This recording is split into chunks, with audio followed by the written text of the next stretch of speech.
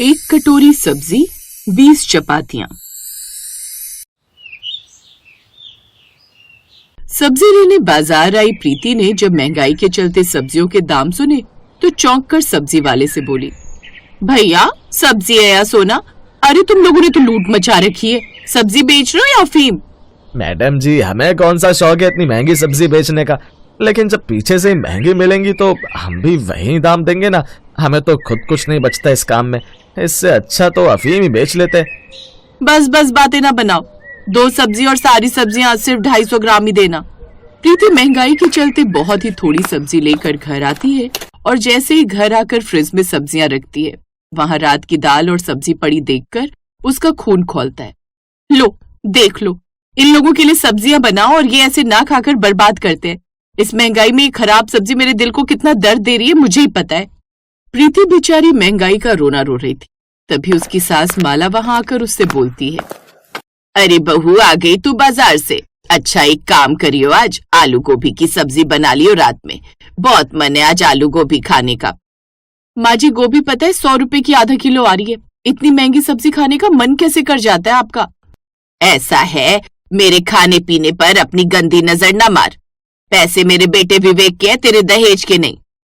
महीने के अंत में जब पैसे मांगती हूँ तो बड़ा मुंह बनाकर कहती हैं कि तेरे घर खर्च के पैसे कहाँ गए। शाम होने को थी।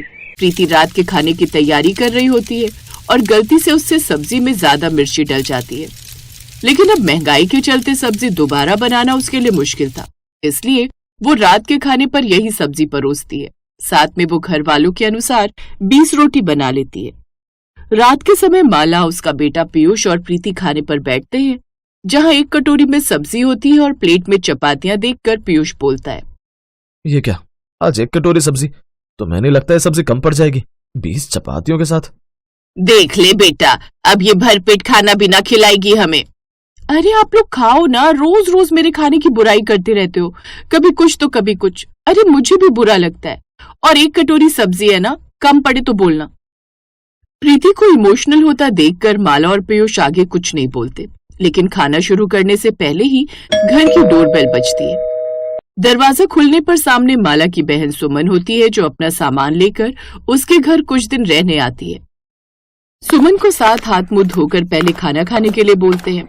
अब 4 लोगों के लिए 20 चपातियां कम हो जाएंगी, ये देखकर माला बोलती है, बहू जा जाकर चपातियां और बना ले वरना कम पड़ जाएगी।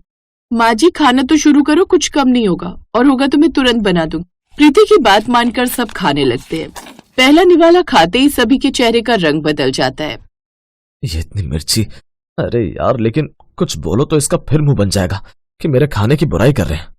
हे भगवान, ये आलू गोभी है या मिर्च गोभी? लेकिन ये बहू को अभी बोला तो कल से खाना ही नहीं बनाएगी। ये लोग तो इतनी मिर्ची वाला खाना खाने लग गए क्या? अब कुछ बोला तो माला सोचेगी उसके बहू के खाने की बुराई कर रही हूँ, चुपचाप खा लेती हूँ। वाह, किसी ने नहीं कहा सब्जी में मिर्च ज्यादा है। आज तो मजा आ गया, एक कटोरी सब्जी में सबने खाना खा लिया, अब रोटी भी पूरी हो जाए बस। प्रीति की सब्जी में इतनी मिर्च थी कि 8 रोटी खाने वाला पीयूष आज 4 रोटी खाकर उठ गया। ऐसे ही सभी ने कम खाना खाया, जिससे 20 चपातियां सबको पूरी हो गई। ये देखकर प्रीति सारा काम खत्म करके खुश होकर रात को सोते हुए बोलती है, आज तो एक कटोरी सब्जी ने ही रात का खाना पूरा कर दिया। अब ऐसे ही कुछ करना होगा ताकि इस महंगाई में बचत हो सके। अगली सुबह प्रीति घर का काम करके आराम से बैठी होती है कि तभी उसकी पड़ोसन कोमल उसके घर आती है। अरे प्रीति, जरा कोई सब्जी होगी बनी हुई घर में तो दे दे। वो क्या है ना, सुबह ही मैंने ताजी सब्जी बनाई थी, लेकिन सबको सुबह के नाश्ते के लिए और ऑफिस के लिए पैक कर दी। अब मेरे खाने के लिए बची नहीं, सोचा तुझसे ले लूं। अरे मैं तो फालतू सब्जी बनाती नहीं, एक कटोरी सब्जी और गिनती की रोटी बनाती हूँ जो उसी समय पूरी हो जाती है। अच्छा चल कोई नहीं, पहले इतनी सब्जी फेंकती थी और अब देखो एक कटोरी सब्जी बनाती हूँ, भलाई कटोरी में कैसे पूरा परिवार खाता होगा। कोमल तो मुंह बनाकर चली जाती है, लेकिन प्रीति ने अब ये आदत बना ली थी। बचत के चलते वो अब लगातार सब्जी में मिर्च डालने लगी, जिससे सभी लोग सब्जी कम खाते और 20 चपातियों में उनका खाना पूरा हो जाता। लेकिन डेली डेली इतनी मिर्ची के खाने से सुमन की तबीयत खराब होने लगी। वो हफ्ते बाद ही अपने घर से निकलने लगी। अरे जीजी, तुम इतनी जल्दी जा रही हो? तुमने कहा था 2 हफ्ते के लिए आई हो। अब तुझसे झूठ क्या बोलूं, अब तक इसलिए चुप थी कि कहीं तू बुरा ना मान जाए, लेकिन तेरी बहू की 1 कटोरी और 20 चपातियों वाला खाना मेरी सेहत खराब कर रहा है, इसलिए तू रह खुशी से अपने घर, मैं चली।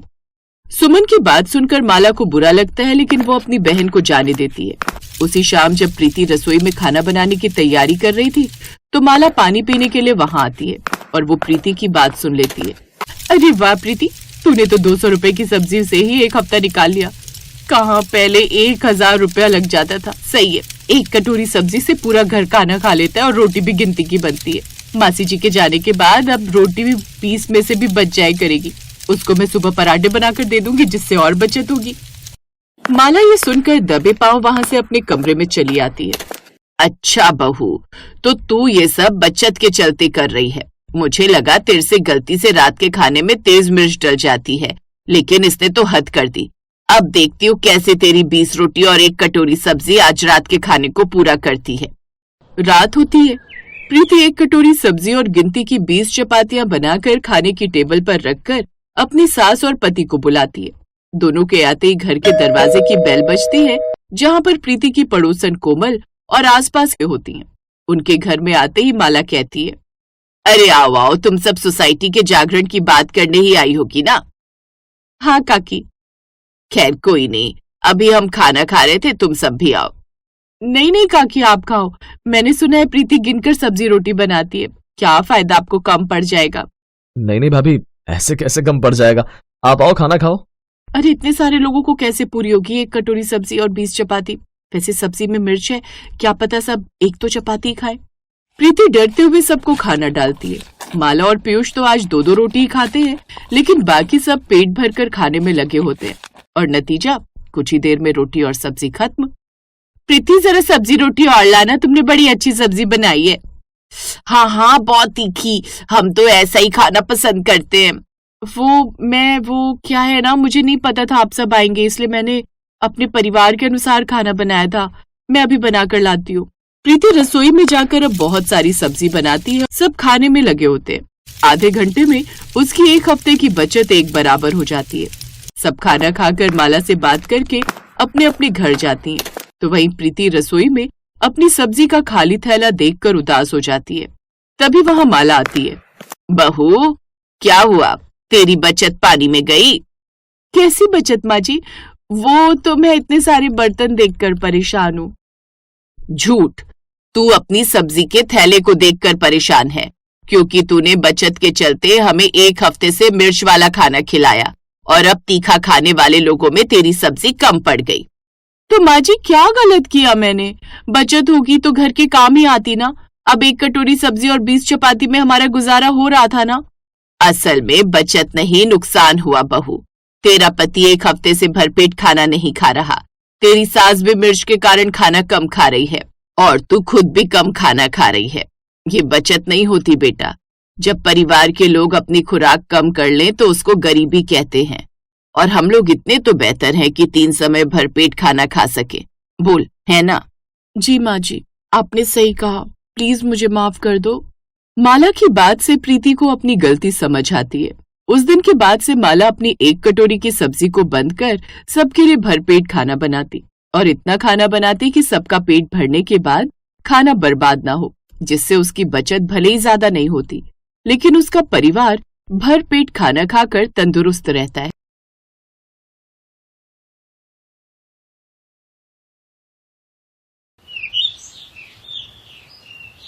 मोहन अपनी पत्नी और दोनों बच्चों के साथ दिल्ली में रहता था। उसकी पत्नी का नाम नैना था और उसके दोनों बच्चों का नाम जिया, जिसकी उम्र 7 साल थी, और कार्तिक, जो कि 8 साल का था। सुनिए जी, मैं कह रही थी कि अब हम भी यहाँ अच्छा सा स्कूल देखकर अपने बच्चों का एडमिशन करा देते हैं। क्या तो सही रही हो नैना, मैं आज कोई अच्छे से स्कूल के बारे में पता करता हूँ। कुछ दिन में मोहन अपने दोनों बच्चों का एडमिशन वहाँ के अच्छे स्कूल में करा देता है और उसके दोनों बच्चे स्कूल जाने लगते हैं। मोहन अपने ऑफिस चला जाता है, जिससे नैना घर पर पूरे दिन अकेली रह जाती थी। एक रोज नैना, बच्चों की स्कूल बस आती ही होगी, मुझे उन्हें लेने जाना होगा। नैना जैसे इस सोसाइटी से बाहर की तरफ जाती है, तभी उसकी टक्कर सोसाइटी की एक औरत सुजाता से हो जाती है। ओ सॉरी मैम, आपको लगी तो नहीं? इट्स ओके, नहीं मुझे नहीं लगी। वैसे काफी जल्दी में लग रही है, कहीं जा रही थी क्या आप? जी वो बच्चों की स्कूल बस आने वाली है ना, तो बस उन्हीं को लेने जा रही थी। ओह, मैं भी वहीं जा रही हूँ। वैसे कौन से स्कूल में जाते हैं आपके बच्चे? जी आदर्श पब्लिक स्कूल में जाते हैं। अरे वाह, उसी स्कूल में तो मेरे बच्चे भी जाते हैं। तो चलो बाहर तक साथ चलते हैं दोनों। ठीक है, इसी बहाने हमारी बातचीत भी हो जाएगी। फिर नैना और सुजाता आपस में बात करती हुई बाहर तक चली जाती हैं। आप अभी शिफ्ट हुए हैं क्या यहाँ पर? जी कुछ दिन पहले ही हम लोग यहाँ शिफ्ट हुए हैं। मेरे हस्बैंड का ट्रांसफर हो गया यहाँ। ओह, आप कौन से ब्लॉक में रहते हो? जी मैं बी ब्लॉक 15 नंबर फ्लैट में रहती हूँ। ओह वाओ, आपके ऊपर वाले 25 नंबर फ्लैट में ही तो मैं भी रहती हूँ। अरे वाह, फिर तो हम दोनों पड़ोसी हुए। ऐसे ही दोनों आपस में बात करती हुई बस का इंतजार कर रही थी और तभी बच्चों की बस आ जाती है। फिर वो दोनों अपने अपने बच्चों को लेकर घर आ जाती हैं। उसी दिन शाम को वो दोनों पार्क में घूमने जाती हैं और थोड़ी देर बाद ही वो दोनों पार्क में फिर से मिल जाती हैं। दोपहर को हमने इतनी सारी बातें कर ली, पर नाम अभी तक नहीं पता हम दोनों को एक दूसरे का। क्या नाम है आपका? मेरा नाम सुजाता है। और आपका? मेरा नाम नैना है। ओके भाई, मैं आपको भाभी कहकर बुलाया करूंगी, आपको चलेगा ना? कोई नहीं, आप भाभी कह दिया करो। भाभी आपकी हॉबीज क्या क्या है? मेरी बेस्ट हॉबी तो सुजाता कुकिंग करना है। फिर तो आपको बहुत अच्छी कुकिंग करते होगे। हाँ हाँ, कभी तुम घर पर लंच पर आना, तब कुछ अच्छा सा बनाकर खिलाऊंगी तुम्हें। ठीक है, फिर शुभ काम में देरी क्यों? मैं कल ही दिन में आती हूँ ना बच्चों को लेकर। इसी बहाने साथ में लंच भी हो जाएगा और गपशप भी लग जाएगी। हाँ हाँ, ये ठीक रहेगा। ऐसा कहकर दोनों की आपस में दोस्ती हो जाती है और फिर अगले दिन सुजाता नैना के घर लंच पर आती है। कढ़ाई पनीर भी रेडी हो गया, डोसा भी रेडी हो गया, लगभग सारी चीज रेडी हो गई है। अब जैसे ही सुजाता आएगी उसको सारी चीजें सर्व कर दूंगी। तभी सुजाता नैना के घर की बेल बजाती है। लगता है सुजाता आ गई। नैना जाकर गेट खोलती है और सुजाता नैना का घर देखकर कहती है, भाभी आपका घर है, बहुत सुंदर है। थैंक्स सुजाता, अंदर आओ, बाहर क्यों खड़ी हो? सुजाता उसके लिए खाना लगाती है। भाभी खुशबू तो बहुत अच्छी आ रही है। अच्छा खाना खाकर बताओ पहले कैसा बना है। सुजाता जैसे ही खाना खाती है, भाभी आपकी कुकिंग तो सच में बहुत अच्छी है, सब कुछ बहुत अच्छा बना है। पेट भर गया पर अभी भी मन नहीं भरा खाते खाते। और थोड़ी देर बाद सुजाता फिर अपने घर चली जाती है और अगले दिन जाकर सुजाता अपनी सोसाइटी में रहने वाली सहेलियों के ग्रुप से जाकर उसके हाथ की बनी सब्जी की खूब तारीफ करते हैं। और अगले दिन वो अपनी फ्रेंड्स को नैना से मिलवा देती है। सब लोगों की नैना से अच्छी दोस्ती हो जाती है और कभी कभी वो सब दिन के समय जब उसका पति घर पर नहीं रहता तो लंच पर भी आ जाती। सब्जी कम ना हो इसलिए नैना थोड़ी ज्यादा सब्जी बनाने लगी, जिसका नतीजा ये हुआ कि अब रसोई का सामान खत्म हो जाता है, जिसे देख नैना अपने पति से कहती है, सुनिए जी आज ऑफिस से थोड़ा जल्दी आ जाना। क्यों, आज कुछ काम है क्या? हाँ, आज रसोई का सारा सामान खत्म हो गया और सारी सब्जियां भी। अरे नैना, रसोई का सामान कुछ दिन पहले ही तो भरवाया था और सब्जियां भी 4 दिन पहले कितने लाया था? वो क्या है ना मोहन जी, मेरी 2-3 सोसाइटी की फ्रेंड्स बन गई हैं। कभी कभी वो आ जाती है, थोड़ा खाना पीना बनता है, इसलिए सामान जल्दी खत्म हो गया। नैना, मैं काफी टाइम से देख रहा हूँ यहाँ आकर खर्चा काफी बढ़ गया है। नैना थोड़ा खर्चा कम करो। मैं ये नहीं कह रहा कि फ्रेंड्स मत बनाओ, लेकिन अपना घर भी तो देखकर चलो और ऐसे ही किसी पर विश्वास मत किया करो। ऐसा कहकर मोहन अपने ऑफिस चला जाता है। तभी नैना के घर की बेल बजती है। अरे सुजाता तुम? भाभी आपसे एक हेल्प चाहिए, मुझे एक कटोरी सब्जी चाहिए थी। कोई नहीं सुजाता, इसमें हेल्प की क्या बात है, मैं अभी लाती हूँ। नैना सुजाता को मटर मशरूम की एक कटोरी सब्जी लाकर दे देती है। थैंक्स भाभी, आज मैंने कुछ बनाया नहीं था और रोहन को स्कूल के लिए सब्जी रखनी थी। ऐसा कहकर सुजाता चली जाती है। सुजाता और उसका ग्रुप बहुत तेज था। नैना से फ्रेंडशिप करने के बाद नैना के सीधेपन का फायदा उठाकर वो लोग कटोरी लेकर नैना के घर से सब्जी मांग कर खाती थी और उसे दोबारा कुछ बनाना पड़ता है। फिर रात को नैना मखनी दाल बना रही होती है, जिसकी खुशबू सूंघकर बगल में रह रही प्राची भी हाथ में कटोरी लेकर दौड़ी चली आती है नैना के घर पर। भाभी मखनी दाल बना रही हो क्या? हाँ प्राची, अभी बनी नहीं है, बना रही हूँ। अरे भाभी आपकी दाल की खुशबू से मुझसे रुका नहीं गया, बहुत मन कर रहा है आपके हाथ की चटपटी दाल खाने का। कोई नहीं प्राची, तुम बैठो, मैं बस बना कर लाती हूँ। नैना दाल बनाकर प्राची को देती है। तभी पीछे से 2 और दाल मांगने आ जाती हैं। नैना उनको भी मखनी दाल दे देती है, जिससे उसके घर में रात को दाल कम पड़ जाती है। नैना, मुझे थोड़ी सी दाल और देना। जी दाल तो खत्म हो गई। पापा, जब मम्मी सारी दाल पड़ोस की आंटियों को बांट देंगी तो हमें तो कम ही मिलेगी ना। नैना, ये क्या बोल रहे हैं बच्चे? तुम्हारे घर में भंडारा होता रहता है क्या? जिसका मन करता है वही कटोरी लेकर सब्जी मांगने चला आता है। ऐसा बोलकर मोहन उठकर चला जाता है। अगले दिन नैना की सास उसके घर पर कुछ दिनों के लिए रहने आती है और वो कुछ दिनों से देख रही थी कि नैना की सहेलियां घर से लगातार एक कटोरी सब्जी मांगने आती रहती हैं और नैना उन्हें सब्जी देने से मना भी नहीं करती थी। बहू, जब घर में सब्जी कम पड़ जाती है फिर भी तुम अपनी फ्रेंड्स को सब्जी देने से मना नहीं करती हो। माँ जी, अगर मैं इनको सब्जी देने से मना करूंगी तो उन्हें बुरा लग जाएगा और ये तो खुद उनको सोचना चाहिए ना कि दूसरे के घर रोज रोज सब्जी लेने नहीं जाना चाहिए। पड़ोस की बात है इसलिए मैं मना नहीं कर पाती। बहू, तुम ऐसा करो ना कि सांप भी मर जाए और लाठी भी ना टूटे। नैना की सास उसको समझा देती है और नैना ऐसे ही करती है और थोड़ी देर बाद ही प्राची एक बड़ी सी कटोरी लेकर सब्जी मांगने नैना के घर पर आ जाती है। भाभी, चिंटू के पापा अचानक आज लंच करने घर पर ही आए हैं और मैंने तो कुछ बनाया भी नहीं है, आपने कुछ बनाया तो दे दो। और नैना और उसकी सास प्राची के सब बहाने समझ रही थी। आज मेरी तबीयत ठीक नहीं थी इसलिए माँ जी ने बनाया है उबला हुआ घिया। हल्का खाना खाना होता है ना तो उबला हुआ घिया चाहिए, तो उबला हुआ घिया चाहिए। अब नहीं रहने दीजिए, नहीं चाहिए, वो ये उबला हुआ नहीं खाते ना। ऐसा कहकर प्राची चली जाती है। फिर अगले दिन सुजाता आती है। आज तो माँ जी ने मूंग दाल की खिचड़ी बनाई है। खिचड़ी? अच्छा कोई नहीं, रहने दो।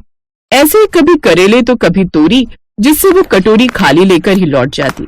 देखा बहू मेरा कमाल, चली गई ना आज खाली कटोरी लेकर। अब कुछ दिन तक नैना ऐसे ही बहाने बना बना कर सबको मना करती रही और कुछ दिन बाद नैना की फ्रेंड्स और पड़ोस की औरतों ने अपने आप सब्जी मांगनी बंद कर दी। मुझे अच्छे से आता है इन जैसी चटोरी औरतों को सुधारना। अब देखा, तुमने मना भी कर दिया और बुरा भी नहीं लगने दिया और अपने आप ही आना बंद कर दिया इन्होंने सब्जी मांगने। सच में सासू माँ, आपने कमाल कर दिया। बहुत परेशान हो गई थी इनकी रोज रोज की कटोरी सब्जी मांगने की आदत से। बहू, वैसे उनका मुंह देखने लायक होता था जब हाथ में खाली कटोरी लेकर जाती थी। इस तरह से नैना की सास पड़ोस की औरतों की सब्जी मांगने की आदत बंद करा देती है और उनको बुरा भी नहीं लगने दिया और वापस हाथों में खाली कटोरी लेकर जाने से उनको अपनी बेइज्जती महसूस होती थी, जिस कारण अब वो खुद ही कभी भी एक कटोरी सब्जी मांगने आती ही नहीं।